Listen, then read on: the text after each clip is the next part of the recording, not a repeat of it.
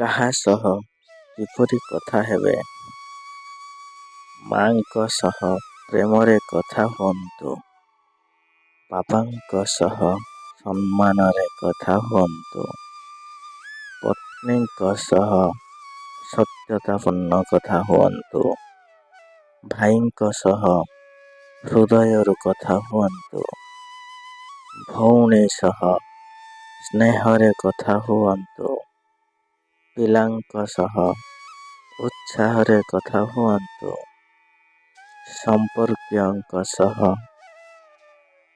ଆଗ୍ରହରେ କଥା ହୁଅନ୍ତୁ। ବନ୍ଧୁଙ୍କ ସହ ଉଲ୍ଲାସରେ କଥା ହୁଅନ୍ତୁ। ସହକର୍ମୀଙ୍କ ସହ ଶିଷ୍ଟତାରେ କଥା ହୁଅନ୍ତୁ। ବିକ୍ରେତା ସହ ନିଶ୍ଚିନ୍ତ ହୋଇ କଥା ହୁଅନ୍ତୁ। ଗ୍ରାହକଙ୍କ ସହ ସାଧୁତାରେ କଥା ହୁଅନ୍ତୁ। ରାଜନୀତିଜ୍ଞ ସହ ସତର୍କରେ କଥା ହୁଅନ୍ତୁ।